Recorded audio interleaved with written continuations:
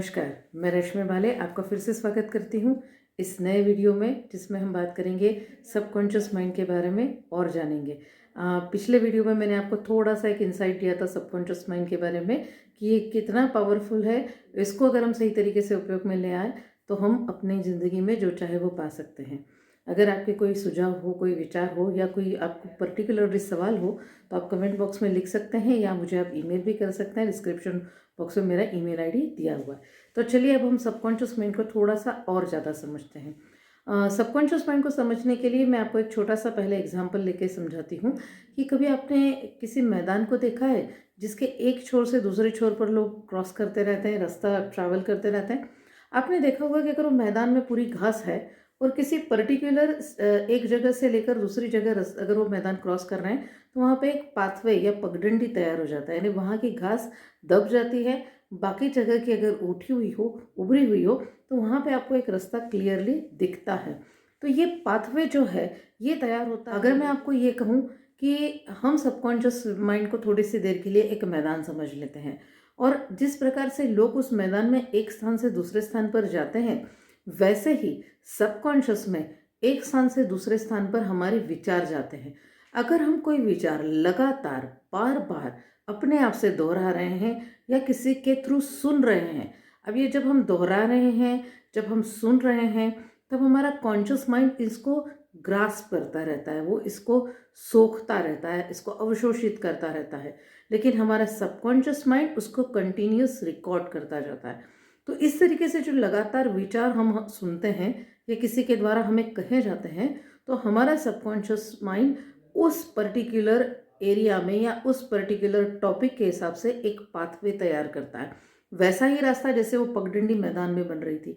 अब ये जो पाथवे है, ये पाथवे ऐसा है कि जब भी उस टॉपिक से रिलेटेड कोई बात होगी तो सबकॉन्शियस माइंड इस पाथवे के इंस्ट्रक्शंस को फॉलो करेगा। अर्थात आपने कंटिन्यूस सेट ऑफ इंस्ट्रक्शंस देकर सबकॉन्शियस माइंड को एक ऐसा रास्ता तैयार करवा दिया है कि जब भी उस टॉपिक के बारे में बात होगी हमेशा वही रास्ता चुना जाएगा। इसे थोड़ा सा एक समझते हैं कुछ निगेटिव एग्जाम्पल से और कुछ पॉजिटिव एग्जाम्पल से। निगेटिव इसलिए कि थोड़ा सा जल्दी समझ में आता है। चलिए 2-3 निगेटिव एग्जाम्पल अगर मैं आपसे कहूँ तो नॉर्मली गणित या मैथ से लोग बहुत घबराते हैं और एक बहुत कॉमन लोगों का एक वो रहता है कि मेरा मैथ्स बहुत वीक है, या बहुत लोगों को मुझे रास्ते याद नहीं रहते हैं, मेरे को कैलकुलेशंस नहीं आते हैं, या फिर एक नॉर्मल कॉमन सा निगेटिव, इसको हम सेल्फ टॉक कहते हैं, जो हम अपने आप से बात करते हैं। किसी से भी बात करते समय भी हम कहते हैं और खुद से बात करते समय भी कि यार मेरे साथ ही ऐसा क्यों होता है, मेरी किस्मत ही बहुत ख़राब है। ये इस तरीके के वाक्य आप बहुत कॉमनली सुनते होंगे। या एक बहुत यंग माओं के हिसाब से अगर मैं कहूँ तो बहुत आसानी से एक माँ दूसरी माँ से बात करते समय कई बार प्राउडली और कई बार टेंशन में भी कहती है और कई बार इसको एक हैबिट बना लेती कि मेरा बच्चा है ना बहुत जिद्दी है, खाने में इतनी परेशानी देता है, इतना कटकट करता है ना, इसे खिलाना ना मतलब कि बाप रे। कुछ पॉजिटिव एग्जांपल्स अगर मैं बात करूं तो आपने देखा होगा लोग ये कहते हैं कि मुझे ड्राइविंग में बड़ा मज़ा आता है, या कुछ लोग कहते हैं कि मुझे किताब पढ़ना बड़ा पसंद है। कई लोग ये कहते हैं कि हमें फिल्में देखना बड़ा मज़ा आता है। ऐसे कई सारी चीज़ों में जिसके बारे में वो लोग कहते हैं पॉजिटिव उनके स्टेटमेंट्स रहते हैं। तो ये निगेटिव और पॉजिटिव स्टेटमेंट्स को अगर हम सबकॉन्शियस माइंड की तरफ से समझें, नॉर्मली अगर मैं आपसे कहूँ ना कि जो ये बात आप अपने आप से कह रहे हैं उसको बदला जा सकता है और उसको बदल के आपकी ज़िंदगी बदल सकती है, तो आप उसको एक्सेप्ट नहीं करोगे और आपको हो सकता है कि अभी मेरी बातें पूरी तरह से समझ में भी नहीं आए। घबराइए मत, ये सिर्फ शुरुआत है। हम इस टॉपिक को बहुत अच्छी तरह से समझेंगे, लेकिन आपको समझाने के लिए मैं इस निगेटिव एग्जाम्पल में से एक एग्जाम्पल आपको लेकर चलती हूँ माँओं के लिए स्पेसिफिकली, कि मेरा बच्चा तो बड़ा ज़िद्दी है, ये खाने में इतने नखरे हैं इसके। अब आप कंटिन्यूसली खुद से अगर ये बात कर रहे हैं, आप अपनी सहेली से कंटिन्यूसली ये बात कर रहे हैं और नॉर्मली ये बात करते समय आपके बच्चे भी आपके सामने रहते हैं, तो आप अपने सबकॉन्शियस माइंड में भी गलत पाथवे तैयार कर रहे हैं और उस बच्चे की सबकॉन्शियस माइंड में भी कंटिन्यूस ये सेट ऑफ इंस्ट्रक्शंस आपका सबकॉन्शियस माइंड सुन रहा है। और पता है वो क्या रिकॉर्ड कर रहा है कि ये माँ जब भी बच्चे से कुछ कहे, बच्चा उसकी बात न माने क्योंकि वो जिद्दी है, इसलिए जो माँ चाहती है वो न करके वो उसके विरुद्ध ही माँ से कुछ न कुछ करवाने की जिद करने वाला है। ये आपने सबकॉन्शियस माइंड को इंस्ट्रक्शंस कंटिन्यूसली दे दे के आप कहोगे कि नहीं नहीं नहीं, ये तो रियलिटी है, मेरा बच्चा तो जिद्दी है, मेरा बच्चा तो खाना नहीं खाता है। बट अगर आप यही बात कंटिन्यूसली कहते रहेंगे ना, तो आपका बच्चा कभी भी जिद करना नहीं छोड़ेगा, आपका बच्चा कभी भी सही समय पर खाना खाना नहीं शुरू करेगा। क्योंकि सबकॉन्शियस माइंड के साथ सबसे बड़ा चैलेंज ये है कि उसे जब इंस्ट्रक्शंस आते हैं तो वो ये जज नहीं कर सकता कि ये सही इंस्ट्रक्शंस है या गलत इंस्ट्रक्शंस है। उसे तो जो इंस्ट्रक्शंस लगातार आते हैं उसको वो फॉलो करके एज इट इज़ रिजल्ट्स आपको दे देता है। और इसीलिए जब हम ये बात लगातार कहते रहते हैं तो उस एरिया में हमको लगातार वैसे ही रिजल्ट्स आते हैं जैसे हम चाहते नहीं हैं, पर हम ये जान ही नहीं पाते। पॉजिटिव एग्जाम्पल ले लें, कई लोग कहते हैं कि हमें ड्राइविंग में बड़ा मज़ा आता है। आपने देखा होगा जो लोग ये स्टेटमेंट देते हैं ना, उनको कभी भी ड्राइविंग करते वक्त थकान नहीं होती। वो भले 10 घंटे गाड़ी चला ले, 10 घंटे घर आने के बाद वो कभी ये नहीं कहेंगे कि यार थक गया, वो कहेंगे यार मज़ा आ गया आज तो।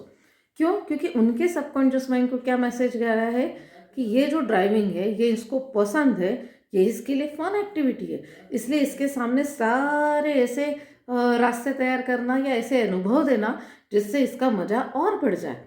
तो इस बात को हमको समझना बहुत ज़रूरी है कि सबकॉन्शियस माइंड एक प्रोग्रामिंग के तौर पर काम करता है। जैसे आप कंप्यूटर को समझते हैं, आप कंप्यूटर की प्रोग्रामिंग नहीं कर सकते, पर आप कंप्यूटर प्रोग्रामिंग का उपयोग तो करते हैं। आप कंप्यूटर प्रोग्रामिंग का उपयोग कंप्यूटर यूज़ करते हैं तब भी करते हैं, और आप जब मोबाइल में कोई ऐप चलाते हैं तब भी यूज़ करते हैं। उसी प्रकार से सबकॉन्शियस माइंड हमेशा एक प्रोग्राम के तहत काम करता है।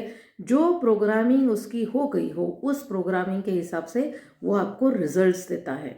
मैंने आपको एक निगेटिव और एक पॉजिटिव एग्जाम्पल्स के थ्रू थोड़ी सी इंसाइट देने की कोशिश की है कि अगर आप जैसे पाथवे सबकॉन्शियस माइंड के अंदर बनाएंगे, आप ही सोच लीजिए कि अगर मैदान में पूरा मैदान घास से भरा पड़ा है, आपको एक स्थान से दूसरे स्थान जाना है, तो आप पगडंडी का फट से चुनाव करेंगे कि नहीं करेंगे? क्योंकि वो आपके लिए ईजी है, दिख रहा है। वैसे ही हमारा सबकॉन्शियस माइंड उस सेट ऑफ इंस्ट्रक्शंस को फट से उठाता है और आपको वैसे रिजल्ट दे देता है। जो बात आप अपने आप से कर रहे हैं या किसी और से कर रहे हैं या सुन रहे हैं, जो कंटिन्यूअस आपका सबकॉन्शियस माइंड रिकॉर्ड कर रहा है, वो आपको हमेशा उससे जुड़े हुए वैसे ही रिजल्ट्स देगा। अब वो रिजल्ट्स कैसे चाहिए ये पहले आपको तय करना पड़ेगा। उसके कारण उस आधार पर हम लोग ये तय कर सकते हैं कि कैसे सेट ऑफ इंस्ट्रक्शंस हम सबकॉन्शियस माइंड को दें या कैसी प्रोग्रामिंग हम उसको दें, किस प्रकार के पाथवे तैयार करें ताकि जो रिजल्ट्स हम चाहते हैं वो रिजल्ट्स हमको आना शुरू हो, न कि अभी जो हमारे जीवन में चल रहा है वही चलते जाए। ये सिर्फ 2 एग्जाम्पल से समझाने की कोशिश की थी। आगे आने वाले वीडियो में हम कुछ और चीज़ें इसके बारे में जानेंगे, थोड़ा और डिटेल एक एक स्टेप करके मैं आपको समझाने की कोशिश करूँगी कि सबकॉन्शियस माइंड को पालतू बनाकर, यहाँ पे जी मैंने शब्द पालतू का इस्तेमाल किया है क्योंकि आपके पालतू जानवर को अगर आपने बोला बैठ तो वो बैठेगा, आपने बोला उठो तो उठेगा, यानी वो आपके हिसाब से काम करेगा। अब अगर आप सोच लीजिए कि अगर कोई बहुत पावरफुल चीज़ आपके पास हो और जैसा आप चाहे वैसा वो अगर बिहेव करने को तैयार हो, तो आप उससे कैसा बिहेव करवाना चाहेंगे। That is about knowing subconscious mind. अगले वीडियोस में हम इसकी थोड़ी सी और इंसाइट्स लेंगे, थोड़ा सा और इसके बारे में जानेंगे और धीरे धीरे समझेंगे कि इसे हम कैसे अपने फेवर में लेकर आए। सो मिलते हैं अगले वीडियो में, देखते रहिए। Thank you.